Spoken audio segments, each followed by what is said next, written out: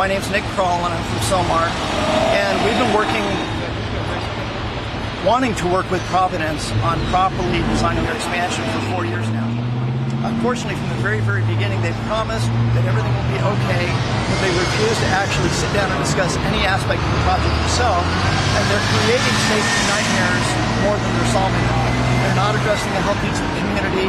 They're building on a street that's too narrow. They're not solving parking and issues. The highly advanced air filtration system on the hospital is not adequate. According to what California needs to put a hospital next to a freeway. There are a myriad of problems they've refused to address. And the way they've done it, they've been very consistent from day one. They have said, we will do whatever is required by the city. And unfortunately, they've been right in that the city has helped them avoid and bypass California state law. And the judge disagrees. The judge says it needs an EIR. The city needs to go back and make a proper vote. And we want this built. We need this built. We need a hospital we can count on, we can depend on, we can be proud of, that we're not afraid is going to cut off the only access to all the residents and even the patients.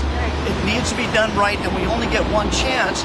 And at this point, Providence is building in violation of a judge order because they figure they've got it built enough, it'll never be changed. The issues that we're trying to address are being set in stone. This is a real problem.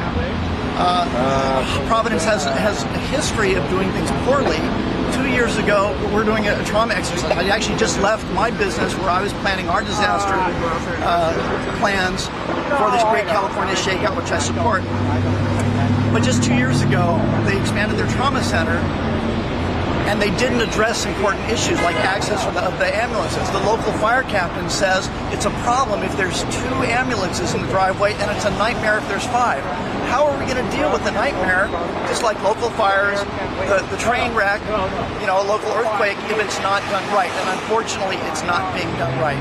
So we want an EIR, we want it done right, we want the consideration and care and safety of the community to come first, because this is our hospital.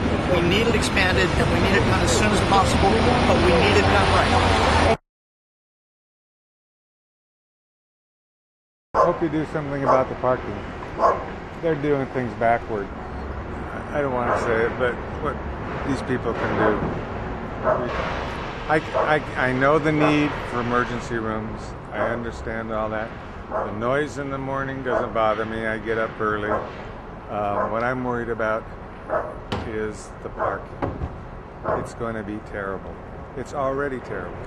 I get all these cars up and down the street here. Sometimes I can't even get into my driveway without maneuvering around. So it doesn't make sense.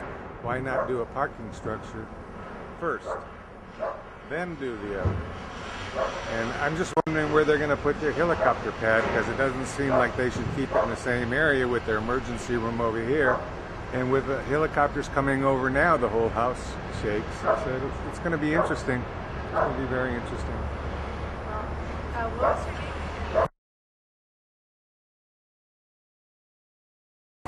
I live right across the street from Providence Hospital. Just know, before this expansion, even now, people park on our street, so it's definitely unsafe to have people who aren't living in our neighborhood. This is our private neighborhood. For people that come from they're going to the hospital, they want to park here for the free access, number one, and because it's walkable distance, and they don't have to deal with the construction, and either do we, just as much as they don't. But I just feel that it's unsafe to have these strangers parking in our driveway, in our neighborhood. If anything were to happen to our house, we would, definitely blame it on them. I don't know. Our neighborhood has always been safe, so. Well, I know today was the shake-up or whatever it was called, and they basically had an example showing us what the traffic would be like. It's terrible. We wouldn't be able to get to our house if there was an earthquake. There's only one access going up to the the hospital.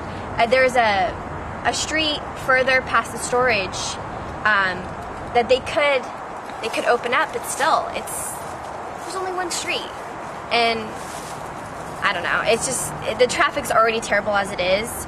I'm trying to make a left or a right. It's terrible.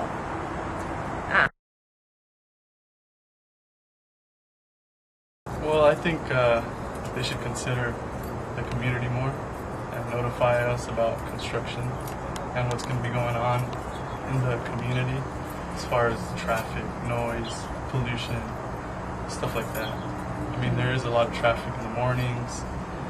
A lot of the guys cross the street in the middle of the street when they have a crosswalk, all the people that are working there. And a lot of them park in the little community here. And it takes, the parking away from the residents.